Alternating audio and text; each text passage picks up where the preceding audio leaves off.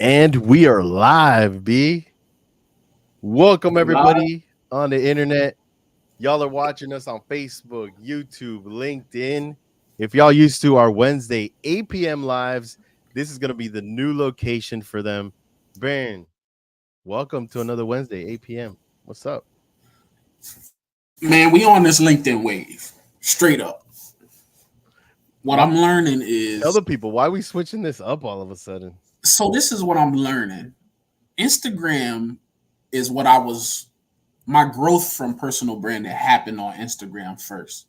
So I felt loyal to do my IG lives and do everything around Instagram because that was where my audience was. What I'm starting to learn is that is where my audience is, but that is not where my customers are. So my audience on Instagram is more like, oh, I'm a fan of what he does, Hmm. but I'm not in a position to buy his services. So what I'm trying to do is I'm trying to get where the customers are. And what I'm learning is the customers and the people who are serious about business are on LinkedIn. And the people who are on social media for entertainment purposes are on the other platforms, TikTok, Instagram. Therefore, I will no longer be doing IG lives on Wednesday. You can catch me on LinkedIn. You can catch me on YouTube. And if you want to still follow me on Instagram, it's all cool. I'm still going to give you some value, but I ain't going live there no more. I The feel like cap has the cap has ended. the cap has ended. We have reached Yes. our quota. We've tried it out. And this is really the benefit to you watching out there. Like, we're trying things out because if it works for us, that means it can work for you. 100%. So we don't want to sit here and say that we are the best to get you from point A to point B without having to go through that road. And that's what we're doing 100%. together. My Today's LinkedIn going to be a engagement jam-packed look day, boy. my LinkedIn engagement looking amazing right now. Like Looking good, right? I've been posting every day, 2, 3 times a day. Every time I go to an event, I make sure I post on LinkedIn the next day. And that's important, man. I'm applying everything I used to do on Instagram to LinkedIn. So y'all gonna get sick of me on LinkedIn because I'm about to double down. I'm doing the same thing, man. I feel like a lot of people on LinkedIn, um, they're gonna be surprised by us and the content that we create, just because we're very comfortable with turning this thing on and hitting record, right? And I feel like that brings us right into our first conversation, 5 minutes in, about imposter syndrome and what stops you from really crossing the threshold and getting in front of this and starting to talk your value. Yeah. Um, let's talk through that. Like, what does imposter syndrome mean to you? That's just the terminology that we've come up with in 2023. But Yeah. what does that mean to you? Like, I'm sure you've connected with it in the I past. think to break it down easier, it's comparison syndrome, right? Mm. I do something that somebody else does, but online they make it look like they do it better. So I struggle with, even though I can give them probably better value, the way they're putting out content makes them look like more of an expert than me because the content's amazing. So rather than me start doing my own content, I'm just looking at their content like, man, I don't even want to do it now because they doing it. And it comes back to my whole thing about the bread aisle. When it comes to anything, there's no like I went to Daniel's headshot photography studio today, and it was a reason. It was important for me to show me at somebody else's space, even though we have a space and we have that conversation all the time. Well, that's not going to stop me from doing photography because I went to his spot. Meaning, if you see somebody doing something great online, rather than you take the approach of, oh, this is imposter syndrome, I'm never going to start. Why don't you reach out to that person and collaborate with them? Maybe you're a little like-minded and it's not really imposter syndrome. Maybe there are people that are y'all are in the same community that could collaborate on something. And for me, I don't even do the imposter syndrome thing. I'm so me that it's like, thank God I don't have it. But I think I've had several coffee meetings this week, and I think it's deeper than the imposter syndrome thing. These people, some people are their worst enemy. It's not even the other people. It's that fear of judgment that is stopping them from starting. And I think you've done something really like courageous this past couple weeks where it's not just meeting clients that you can potentially pitch your services to, like you're meeting with other, I wouldn't say competitors, but I would say that there are synergies that you can find in the same companies that just service different demos. 100%. Like out of all those coffee conversations that you had, right, how many of those people were owners of PR marketing firms? Like, Um, Shout out to Stacy. She wasn't the owner of a marketing firm, but she's big in the advertising space, right? So those lines could cross, right? There's a clear difference between PR and advertising, but sometimes those lines get blurred because some of this media is paid media, which I would consider advertising. Um, and then shout out to Meg Sethi today, who has her own PR agency, but she's in a different lane, right? She's in the food and beverage lane. Um, and me and her had a great conversation for about 2 hours at Ann's Florist and Coffee Shop downtown Las Olas. Um, I've been learning coffee over the before past you 2 weeks. continue, I don't think that people know. Do you even like coffee? I don't like coffee. I hate it. It's nasty. I've tried it. And what I'm learning is, and this could be the gray hairs or I'm getting older, but I'm just open to trying a lot more stuff. So I've been just trying different coffees for the past 2 weeks to see what I like, what I don't like. Lattes versus cappuccinos versus decaf versus coladas versus just straight up Cuban coffee, espresso shots. Like I've tried it all. Even went to my Irish spot and had a Irish coffee with the Irish, whiskey yeah, in it. with a little Jameson. Yeah, So yeah, yeah. You're getting cultured, I feel, I'm around getting the cultured, man. coffee scene. We got to get you some pour overs and some of those fancy designs, so y'all could coffee is someone said in the chat, coffee puts them to sleep. Um in a Hispanic household, coffee is a natural thing that we take. I don't want to admit this to put my mom on blast, but I've had coffee from a very young age. It doesn't do the same to me that it used to, but let's just say I feel like coffee does invigorate your brain a bit. Like they say there's a thing that they say out there that coffee is what led into the Industrial Revolution because a lot of people were drinking tea before that just because water was really bad to drink. And then they got into coffee, and that's when all the philosophers and scientists met. Now, you can't quote me on that. Hit me in the comments, whatever, but that is what it is. But talking more about this, like this comparison thing that you mentioned, the fact that you see someone else doing something. I've had so many conversations with people about, hey, how do I get started? How do I create engaging content? How do I create all this awesome like all these cool reels on Instagram and so on and so forth? And they get hung up on the fact that they've seen it out there and they don't want to try to repeat it themselves. And I always talk about how everyone is unique in their own way. And the perfect example is the fact that we've met. You've shown me some of the things that you do, and I can try to Yeah, emulate or do those things, and they won't look identical to what you're going to do because I am a unique person and I'm going to take my own approach to that. So I feel like 100%. that alone, you should be able to get a little bit of the fear to go away. But I feel like when I was talking through this with you, I was like, why is everyone afraid to just go out there and speak? And you were like, maybe it's not that they're afraid to go out and speak because they can speak to people one on one. Maybe they're just afraid to hit the record button or to hit the Yeah. live button or to hit the post button. Right. Talk me through like that analysis because for me, I was really struggling and figuring out, okay, like where's the pain point that I can help people kind of overcome that? I think the I think that button makes it real and they can't take it back.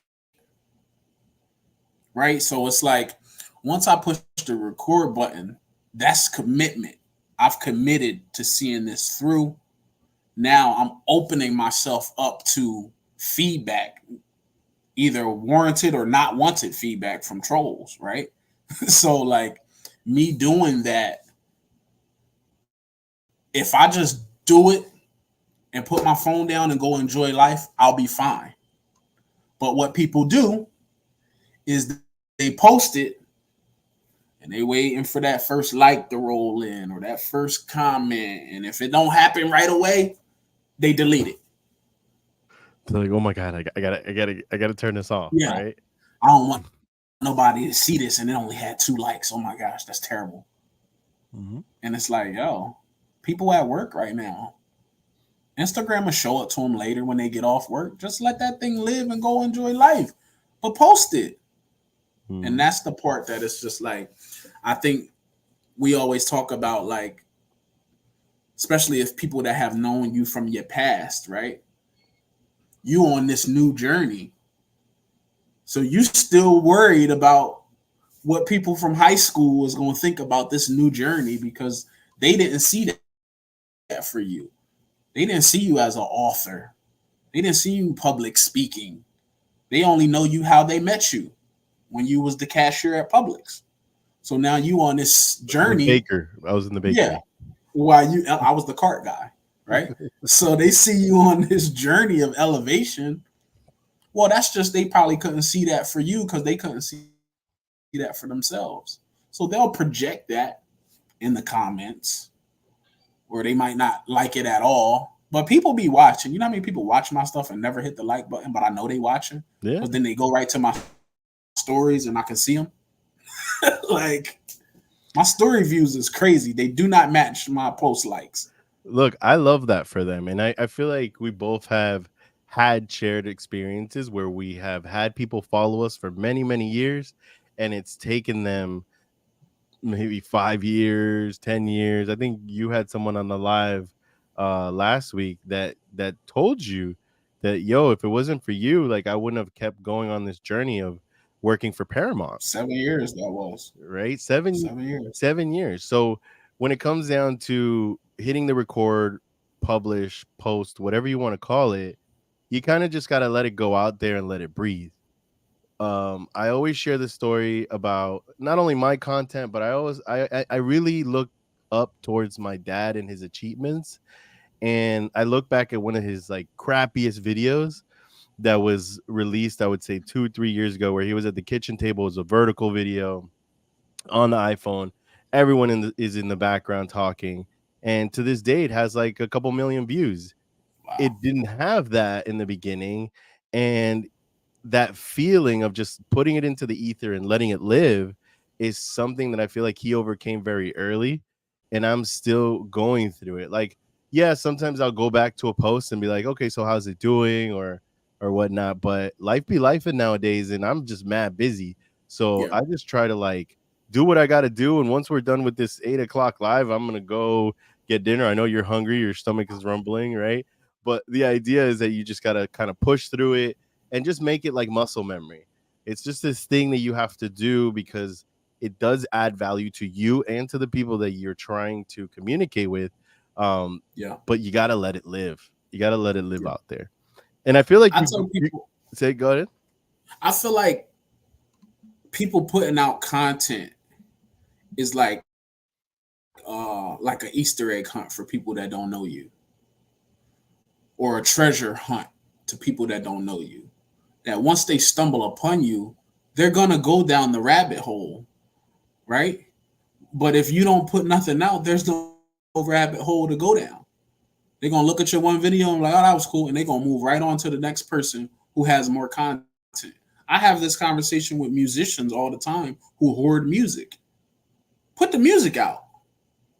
So when somebody actually is a fan of you, they can go and consume and say, oh man, I'm so glad he actually had 10 songs for me to like. Now I actually really do like this guy because he has 10 records.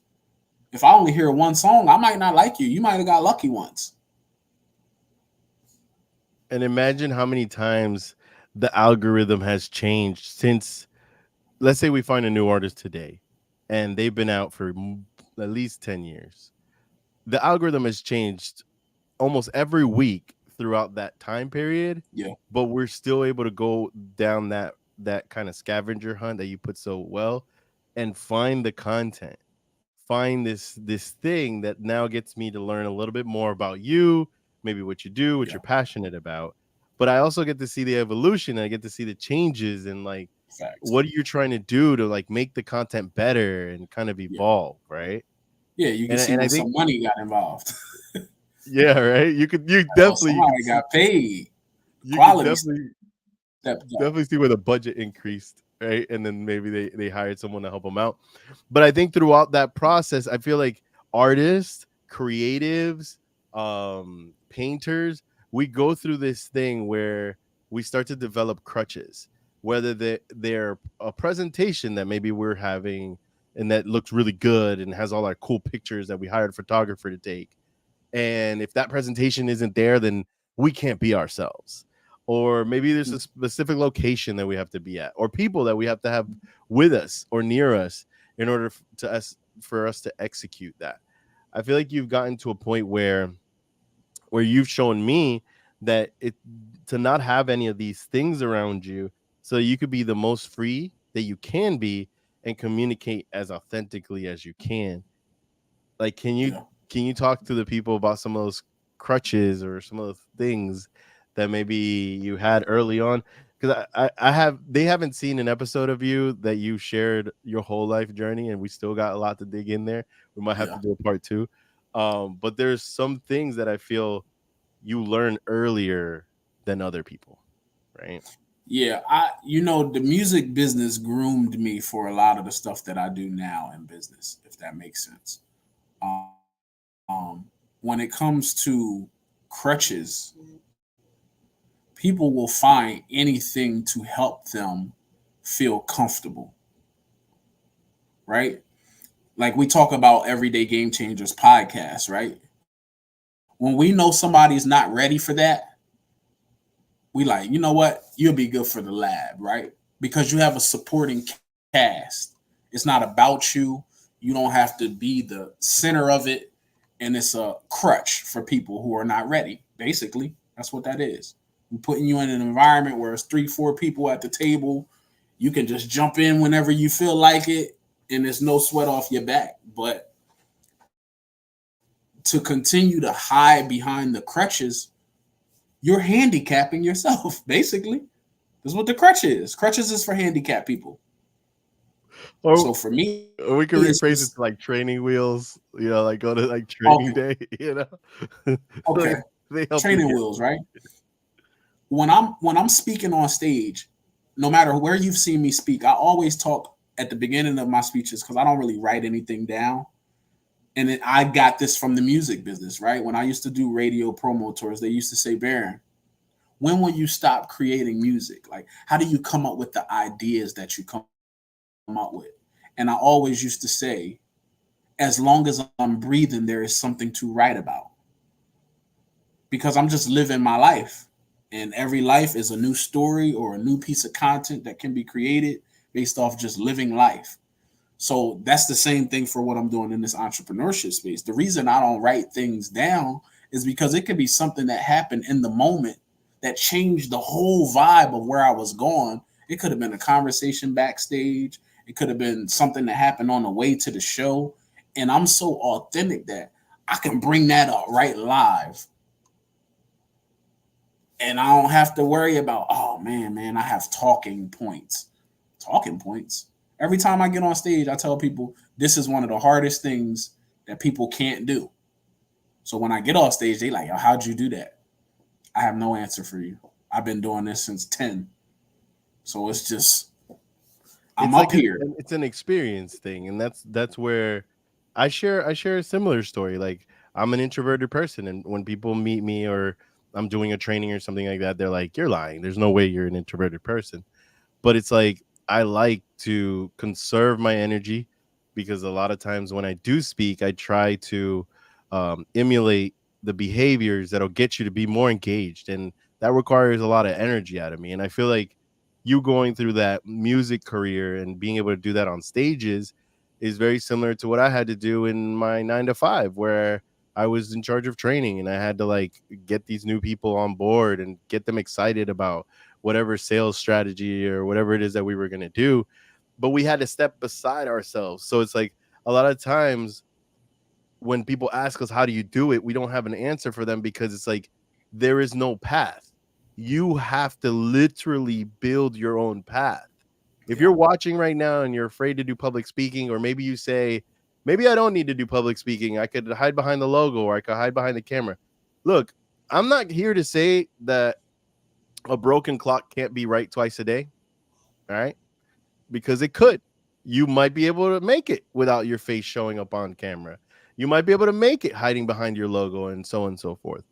But boy, is it worth it when you decide to go through and actually speak from your mouth the things you're passionate about.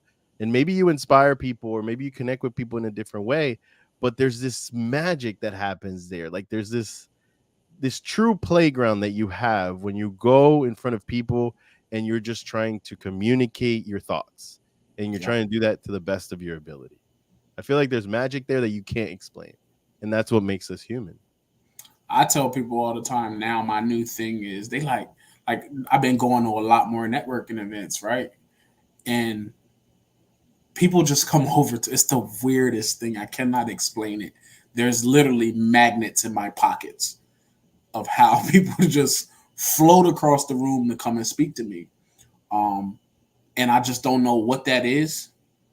I don't know if some people into the energies It's the and frequencies, bro. If you're into yeah, the the metaphysics, frequencies, or they it's think I like got you got that right frequency. some Himalayan salt in my pocket or something, whatever.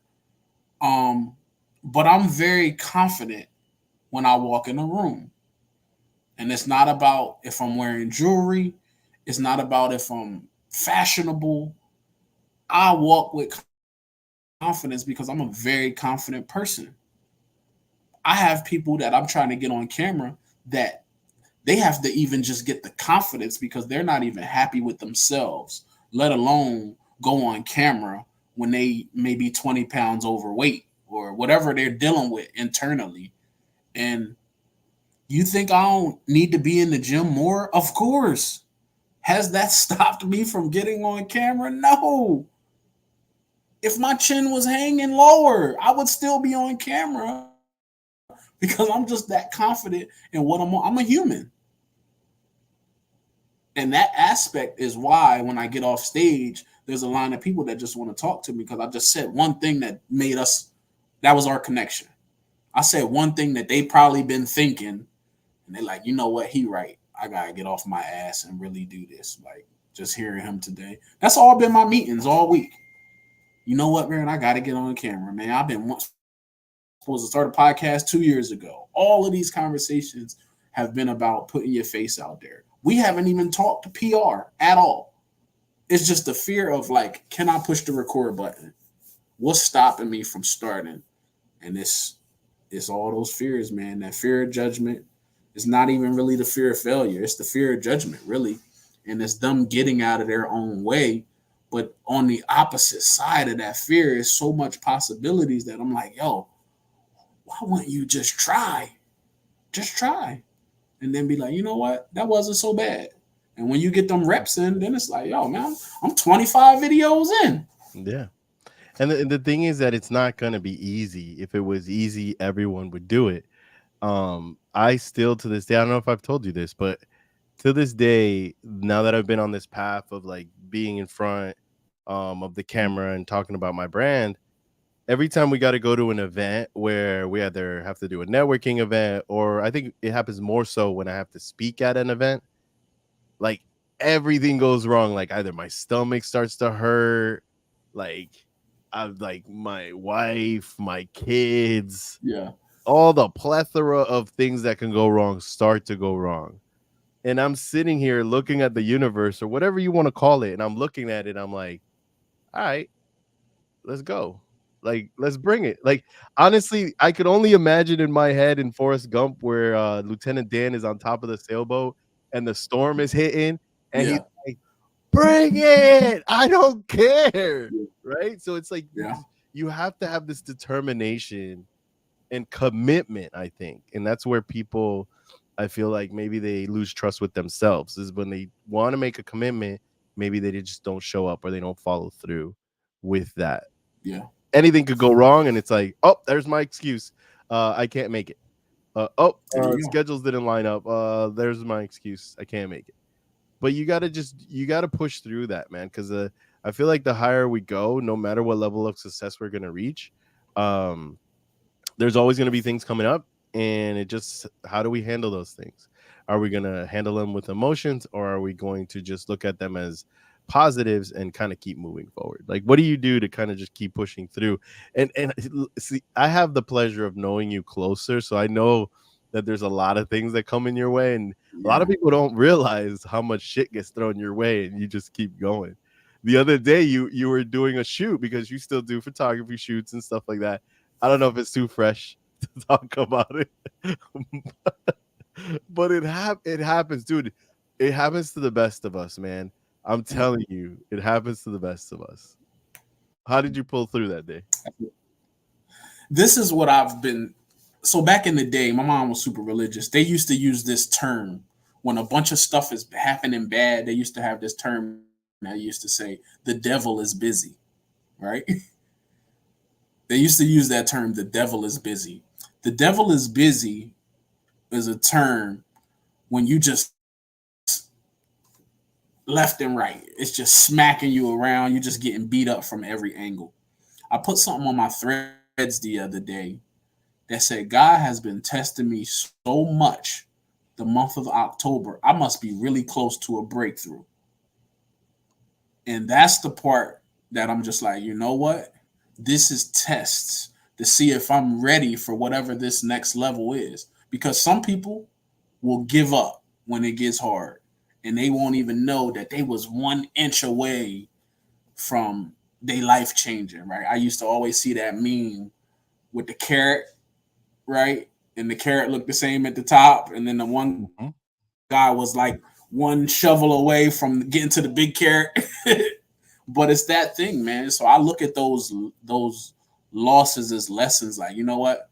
And it's hard, bro. It'd be times I just be like, you know what? Forget this entrepreneurship stuff, man. October was a terrible month for business for me, bro.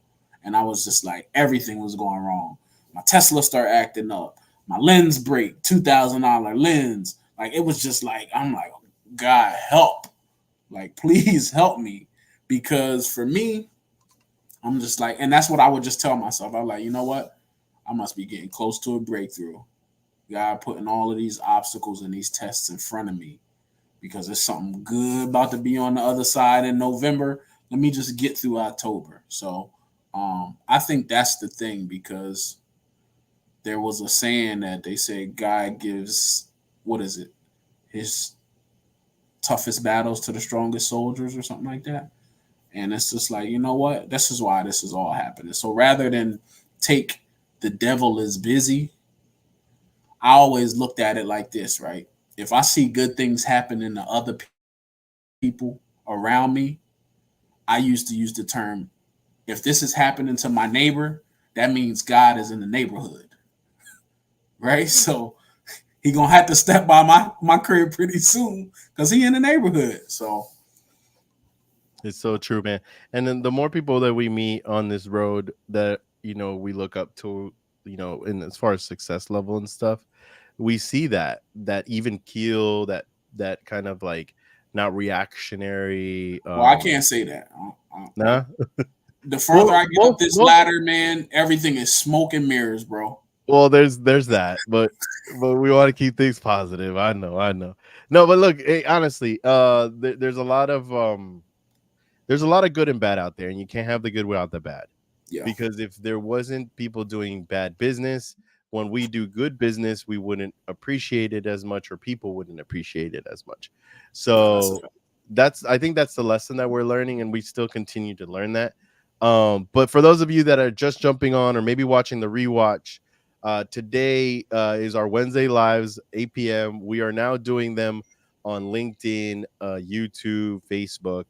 mainly because Instagram it's a great platform for us for entertainment, and to just kind of keep up with the people that have been following us. But if y'all want some true value, follow us. It's not that we're gonna pave the way for you to make it, but if you're seeing us do something, it's for a reason. We're not just doing it for show. There's going to be added value to you if you follow us on these platforms, because the movers and shakers are here. This is where we are. We're trying to really change things.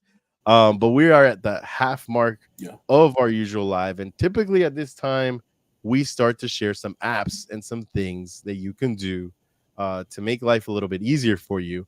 And I just touched on one of them. Our switch from Instagram to LinkedIn is big.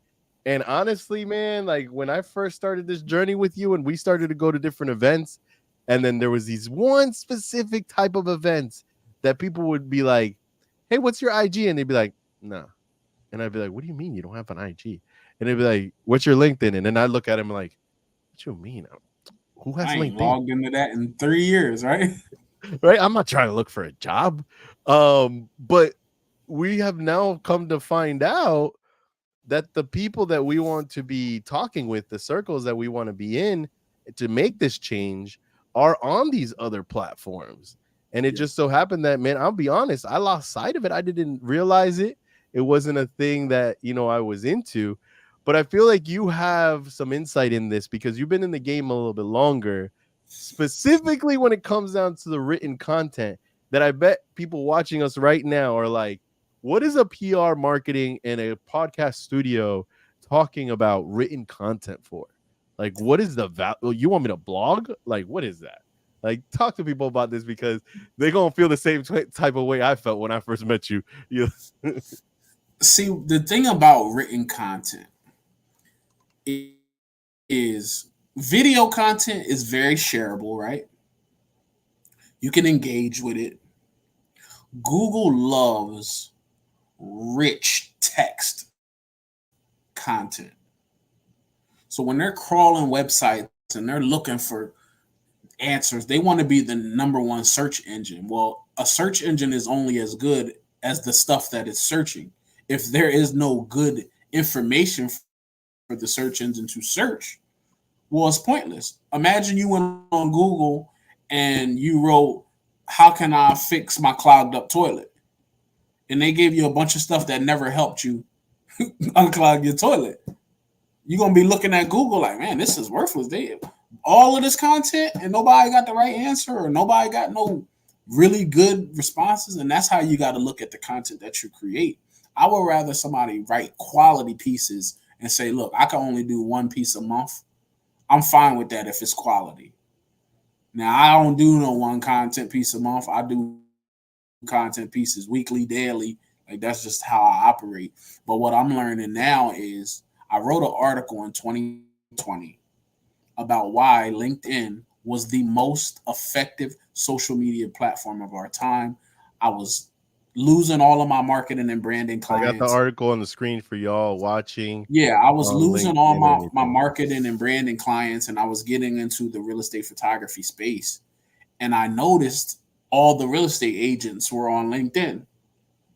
So when I was trying to build my business, I'm like, oh, these are the business people. Why are we not talking more about LinkedIn? So it's a shame that now 3 years later, when I actually wrote this article about this was before ChatGPT. I had to sit here and write this article. I didn't have help, right? Write this article because I seen what LinkedIn done for my real estate photography company. So the fact that now I'm circling back and taking my own advice from an article I wrote 3 years ago is like, yo, I already knew this. Why wasn't I taking advantage? But now y'all in trouble because I'm back and I'm going to be treating LinkedIn like how I did Instagram. I should have way more followers on LinkedIn, but it was not a platform that I even put any energy into. Mm-hmm. And if y'all are wondering, what are some of the best practices for LinkedIn content? I know a lot of gurus out there talk about that each platform has its own way of creating content for it. And even though that is true, LinkedIn's processes are very similar, if not almost identical to what you're doing on Instagram. except it's like in a different, you're different people, you're in a different room, so maybe you're not used to it. So I feel like this is where imposter syndrome kicks in heavy, because now you're sitting with your peers as opposed to just regular people following you on Instagram. Now you're dealing with people you've worked with in the past. Now you're dealing with people that you might want to work with in the future. So it's really the same process. It's just you got to start to shed some of those insecurities and some of those things that'll limit you. But just to name off a couple of the things that you should be creating content about, it's not just about the type of content, but also creating like that high quality content. Like right now, we're streaming into LinkedIn, which is something that a lot of people aren't doing, and that sets us apart from the audience that's already there. What's a tip that you could give for someone, like some best practices that they can do to get into LinkedIn? All right, so I'm gonna give you some game that I went to a LinkedIn local event the other day, and one of the Oh, gentlemen yeah. on stage, shout out Jonathan Palmer, he said, "Do not use hashtags on LinkedIn." What he was explaining about LinkedIn is if you look at other platforms such as YouTube, right? YouTube has the normal feed, and then YouTube has the discoverable feed off to the right. LinkedIn only has one feed. So LinkedIn had to make the conscious decision about what are we going to show people. And hashtags, he said, are not it.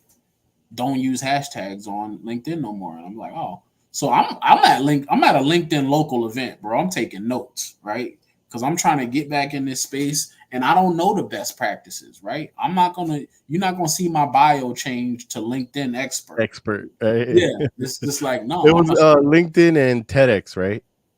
Like TEDx, correct. a Everybody on the LinkedIn TEDx. stage was a TEDx speaker.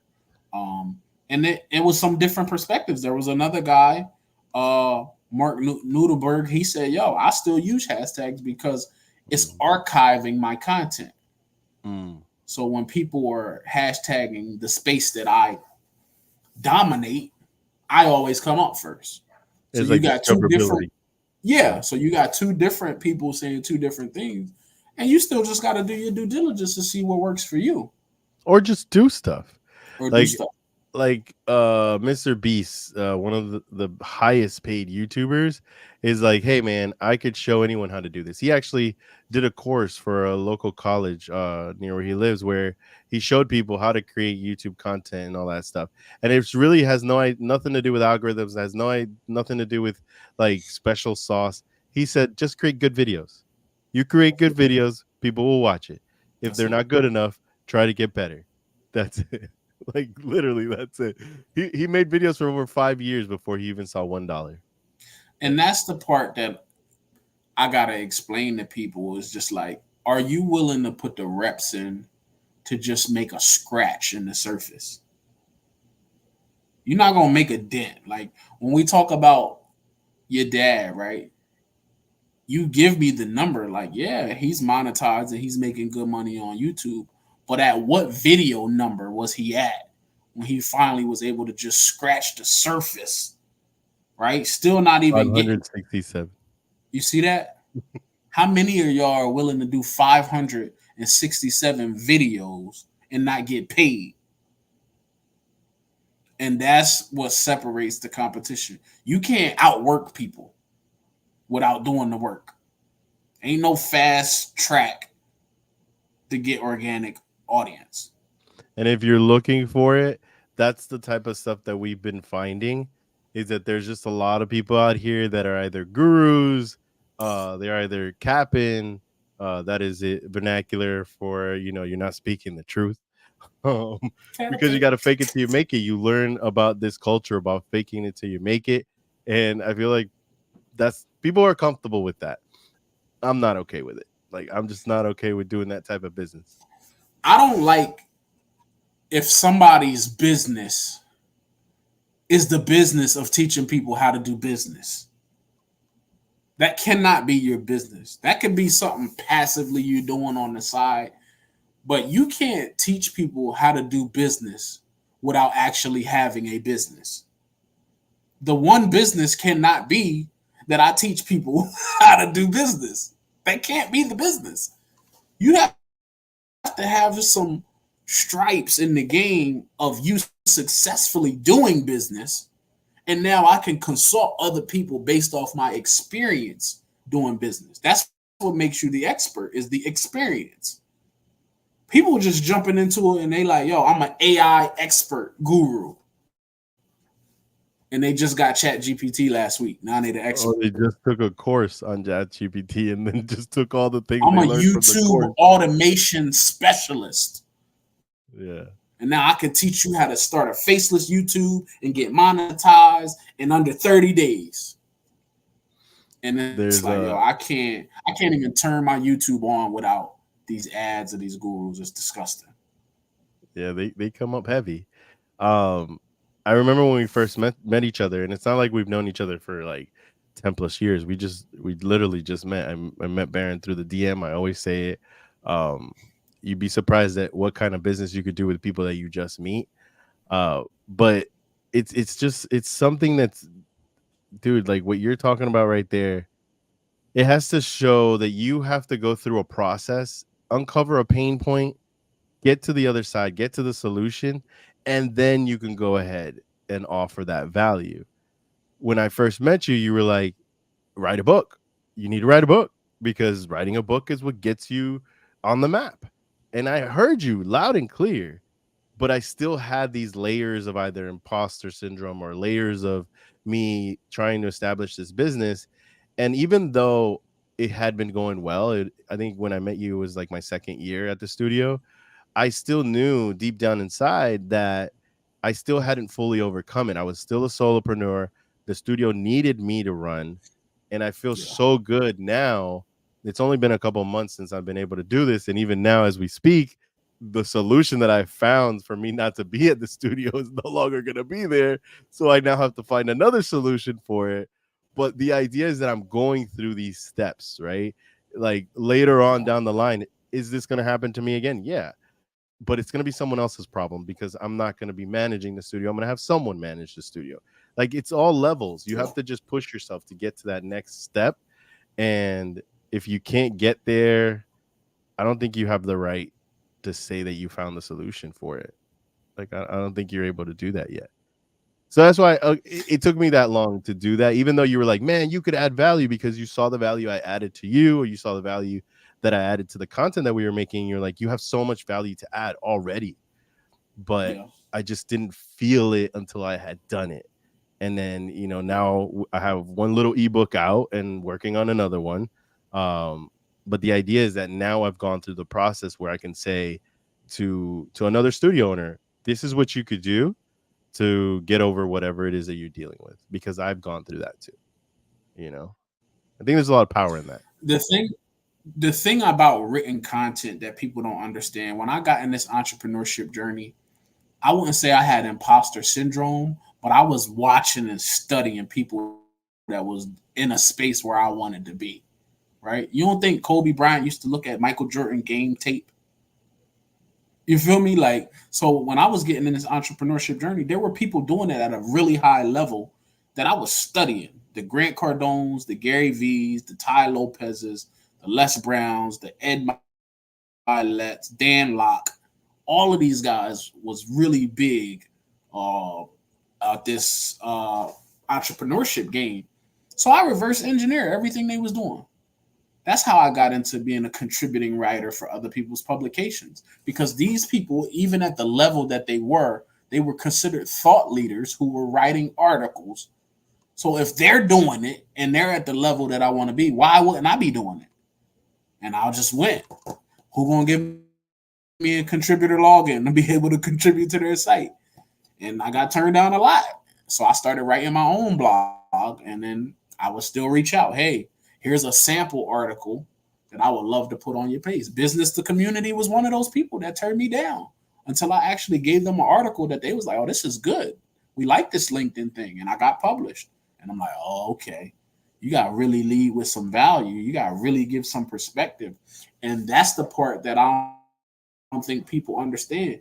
It's a reason why Forbes is making over, I'm going to do an article on this. There's a reason why Forbes is making probably $3 million a year off their Forbes Council community, right? These are people who pay $3,000 to $5,000 a year to be able to contribute their thought leadership to Forbes. It's not that they special, they paid. And at that point, even if you paid the 5,000, you are not even guaranteed that Forbes will still even post your article. You still have to get assigned an editor and still have to provide some value. So you better make it a good one if you can only post one article every 3 months. Hey, But you could. if they're doing it, why can't you forget Forbes? Make your own Forbes and be a thought leader. Save the $5,000. This is why I think that your business and your whole like movement around PR and branding is going to do so well. You're disrupting the hell out of it. If there's another PR branding agency out there, I'm sorry, you got one or two options. You either start to speak the truth and tell people that you got to pay to play, Facts. or just hire Big Reach PR, white label it. We're good. There you go, man. I'm taking on wholesalers. Take on the wholesale account. Now, some people are gonna see this on the rewatch, and if you're in this video this long, I wanted to save this added value right towards the end because it shocked me when you showed me Viral Finder. I was like, what? So we spoke about written content, but we can't lose sight that video is king. Content is like multimedia content is king. Facts. Let's talk to the people what best ways they can find ideas on how to make those types of content. So I'm gonna put it up here. You could go talk. What I always encourage people to do, all I can encourage people to do is to do things that I've tried, right? So I just told you when I was on my entrepreneurship journey, these are some of the people that I was watching that was killing it on YouTube, killing it on Instagram, killing it on Facebook. And they still do a great job now. To this day, they're still some of the top elite people. None of them have really fell off. So what Viral Finder did is whatever space you're in, whether you're seasoned or you're new, there's somebody in your space that's doing it at a high level. This is almost like the research any business should be doing of the competition. People that tell me they don't look at the competition, you're a fool. Right? Because what if the competition is doing something that you're not doing? That's one of the things that you told me. You were like, listen, if you're having trouble creating content, find someone that is similar to you and just create what they're creating. And at first I was like, I don't want to do that. That's like copying. And you're like, no, like just do it. You're going to do it differently. Just get the idea and put your sauce on it. Everybody's fingerprints is different, man. It don't matter if Angel is a graffiti artist and I'm a graffiti artist. I can guarantee. I actually used to do graffiti. Oh my gosh! Why did I feel that from? I got in trouble. Your breakdancing experience that you probably did graffiti too. I did. Yeah, I did. One day I'll tell you all the story behind that, but it was a fun time in my life. You have a window.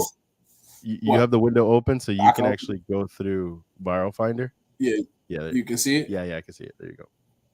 Okay, right. So let's just, for example, I think I had put a search in, but let me find one of those people that I liked that I talked about, right? Oh, so Grant was one of the people that I tried. We could just pull up Grant stuff. Look at the hashtags that Grant is using. Garbage reporting, because Grant goes viral. This is actually what he is using. These is hashtags he's using. Wow. Misrepresented, trolls, tabloid, liar, fraud, fake news, success, money, investing, real estate, making a difference. He's got almost 5 million followers on social. Look how many posts he's done. 7,855 posts. Right?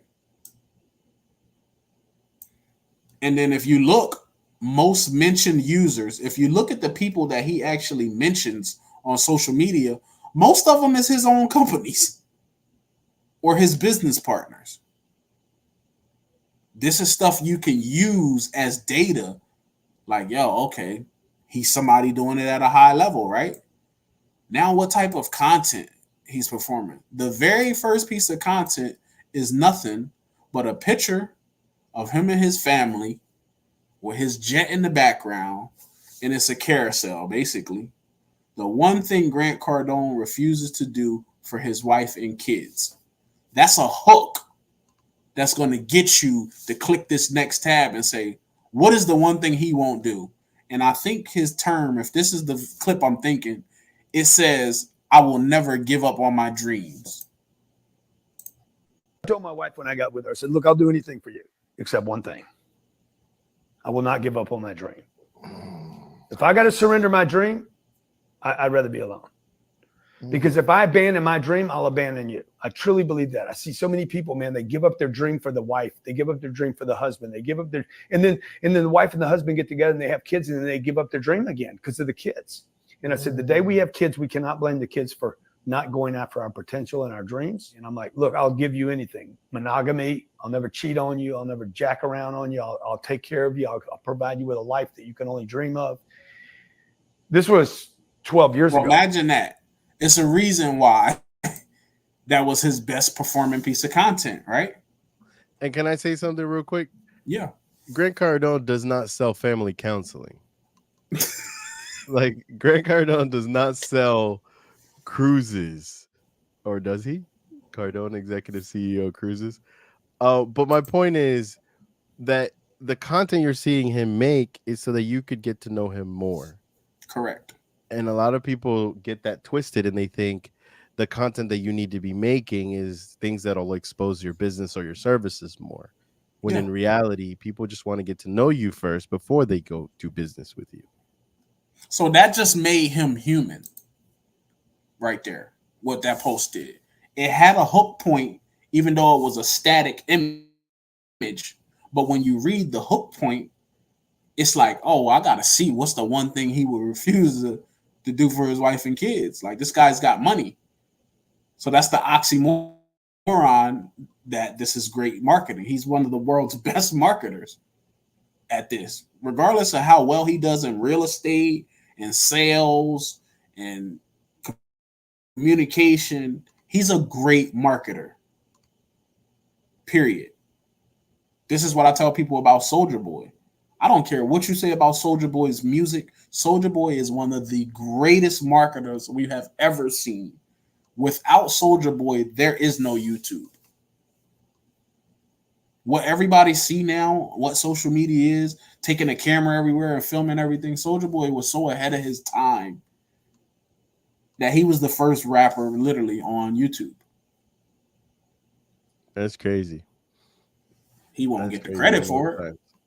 But speaking about giving credit, a lot of people are going to rewatch this. There's a lot of people that always try to get into our DMs, text messages, phone calls.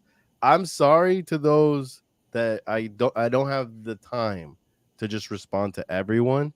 But these videos that we make are a place for you guys to catch up on our thought process and some of the things that we're doing just to help you out.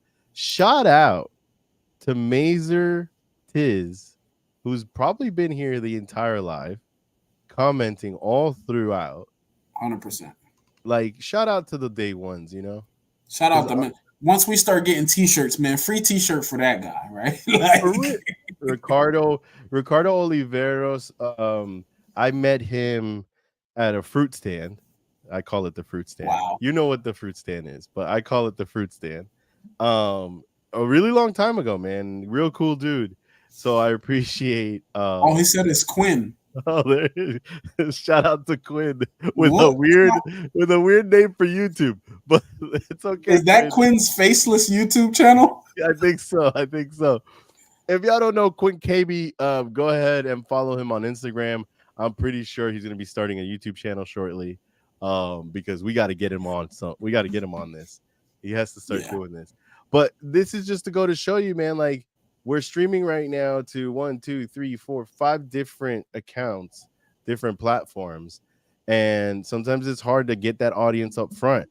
As long as you lead with value, we're going to put this out into the ether, and 9 o'clock is going to hit, and it's just going to go and live there. We may create some shorts and some reels and all that good stuff about it. But the idea is that you just got to put the content out there. It's like, I really appreciate you showing me Viral Finder. That's awesome. And I appreciate you being along for the ride. I feel like we use each other to kind of like push each other through different things. So I appreciate you being here, going on YouTube, going on LinkedIn, even Facebook. But let's leave the people with something, because we always got to do it. We got a couple minutes left before we finish this thing. What do you want to leave people with? And I've thought this through. Sometimes we inspire people with our last words. Yeah. But today I'm going to share a challenge that I want to go and do and and I want the people to hold me accountable to this. But go ahead. Is there something that you want to share, whether it's inspirational, a challenge, something that you're going through, whatever it is that you'd like to leave them with? Go ahead, B. What I want to share with people is when you reach out to people such as myself, such as Angel, maybe it's somebody you watch on YouTube. When you reach out to them, don't make the reach out about you. Keep the reach out about them, because you will have a better success rate of actually getting a response. It don't matter what platform, since I'm focused on LinkedIn right now. If you would see my LinkedIn DMs right now of all the people who can help me and service me, and they're pitching their services to me, and all I can say is, did you not see my bio? I do that. It's so bad, B. So it's like, yo, wouldn't it be better if you came in somebody's DMs and said, hey, Baron, my name is James. I really like that podcast episode you had with Dashus Clay. He was really giving some good value. Mm-hmm. You didn't ask me nothing yet. Take it one further. If you have a service you're offering, do said service, give it to me for free, and then I could actually see what you do, as opposed to saying, how are you? That doesn't neither you nor me any good. But if you offer me something, you say, yo, I want to take over editing your thumbnails or whatever, and you send me one thumbnail, what's that going to take you? 2 minutes? And I get to see the thumbnail. I'm like, oh, okay. Put in the work. Leave a value. Might just do something, right? For me, I'm going to challenge myself. Baron, you introduced me to going to networking events. I thought networking events were just for real estate people. But I guess they're not. They actually are worth some stuff. But I'm going to challenge myself. Most of the time I go with you or the team. I'm going to start challenging myself to go to different events, and I'm going to look at Eventbrite. I'm going to look at LinkedIn. I'm going to look at different places to see where I can find some events. And you could do it too, B. Like, if you feel like we could have like this little tour lined up where I'm somewhere, you're somewhere, and we're just challenging each other through this, that's cool too. But the idea, I met someone at a recent workshop that we did with the Content Creators Experience and Cassandra. If you guys want to find that, go on IG. You can see my under Famous Angel. You can see some of the posts. But we recently did this experience, and someone, one of the students at the course was like, yeah, I'm here by myself. And I'm like, oh, that's interesting. And she's like, yeah, I wanted to challenge myself so that way I wouldn't lean in on having someone I know with me, so that way I can go ahead and like meet new people. And I was like, that's an interesting challenge. I want to try the same thing. Like, because a lot of times we just talked about it, the crutch, the people that we have around us. Sometimes that allows us to have that safety net. And sometimes when we remove the safety net, that's when the magic happens, right? So shout out to I am Chantel Hicks. You can find her on my IG. She was the one that inspired me to have this challenge, man. The thing that's happening with me is I've done such a good job over the last 5 years of putting my face everywhere. I mean, you've been writing content since 2020, so I mean, look at that. So it doesn't matter where I go now. Somebody recognizes me, sees me, knows me, even if I go alone. Mm-hmm. And that's a testament of the work that's been put in. That's my gauge now. So you're saying if I go and go by myself and someone recognizes me, that we've been doing some good work?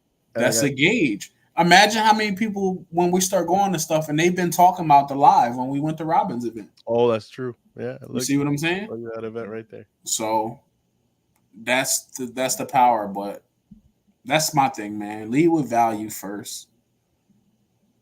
Don't I love make the ask about what you can offer. Either just offer it or make it about the person that you're actually reaching out to. You will get a better success rate of DMs and messages actually getting opened or responded to. I love it, man. I don't want to keep you any longer. Your stomach has been rumbling. I could hear it through the mic. No, I'm just Oh my playing. God. It's bad. But thank you for your time. It's been another Wednesday, 8 p.m. every week. We will not fail. I'm not feeling too well today, and I still came in front of the camera. And that's not me capping. I got my pills right here from, I'm not going to put my address, but I got my pills right here because I'm not feeling to it. I don't got COVID or anything. It's just, life be lifing. But we appreciate any of you that have watched all the way to the end. We can't wait to see you next week. B, thank you so much. And go enjoy your dinner. All right.